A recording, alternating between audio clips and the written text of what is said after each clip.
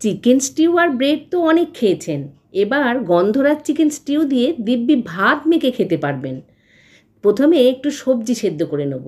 গাজর, বিন, পেঁপে আর আলুকে 80% নুন দিয়ে সেদ্ধ করে নেব। যতক্ষণ সেদ্ধ হচ্ছে ততক্ষণ একটা মশলা করে নেব। আদা, রসুন, ধনেপাতা, কাঁচা লঙ্কা আর গোলমরিচ দিয়ে পেস্ট নয়, এরকম থেতো টাইপের একটা মশলা বানিয়ে নেব। জল না দিলেই কিন্তু এরকম শুকনো বাটলে এরকম থেতো টাইপের হয়ে যাবে। তারপর ওই কড়াতেই 1 চামচ মাত্র সাদা তেল দিয়ে চিকেনগুলোকে 7 থেকে 8 মিনিট ধরে ভেজে নেব। মিডিয়াম সাইজের চিকেন এখানে কেটে নিয়েছি। এই রান্নাটা খুব ভালো হয় খেতে। গরমকালে এত মুখ ছাড়ে না এই রান্নাটা খেয়ে দেখবেন অন্তত একবার। তারপর কয়েকটা লবঙ্গ, 2টো দারচিনির টুকরো আর 2টো তেজপাতা ফোড়নে দিয়ে পেঁয়াজটাকে দিয়ে দিলাম। পেঁয়াজটাকে হালকা ভাজার পর ওই যে মশলাটা করে রেখেছিলাম ধনেপাতা, গোলমরিচ, আদা, রসুন আর কাঁচা লঙ্কার ওই পেস্টটাকে এখানে দিয়ে দেবো, ওই মশলাটাকে। তারপর আবার খানিকক্ষণ ভেজে নেব।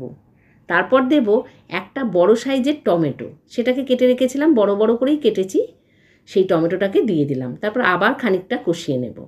তারপর দিলাম হলুদ আর জিরের গুঁড়ো, ব্যাস, আর কোনো মশলা এখানে লাগবে না।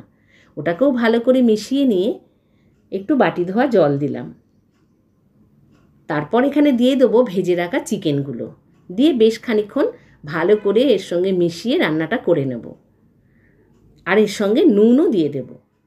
আমার চ্যানেল যারা এখনও সাবস্ক্রাইব করে নেননি তারা অবশ্যই আমার চ্যানেলটাকে সাবস্ক্রাইব করে আমার পাশে থাকবেন, আর বেল বাটন প্রেস করে দেবেন। আমার চ্যানেলের নিত্য নতুন রান্নাগুলো আপনি কিন্তু সবার প্রথমে নোটিফিকেশান পেয়ে যাবেন।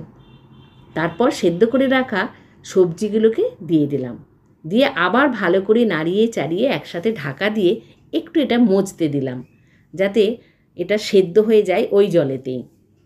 সেদ্ধ প্রায় হয়েই এসেছে। তারপর এখানে দিয়ে দিলাম সবজি সেদ্ধ জলটা। আপনার যদি বেশি ঝোল লাগে আর একটু জল অ্যাড করতে পারেন। সবজির গুণাগুণগুলো আছে, সেই জন্য জলটা আমি ফেলিনি।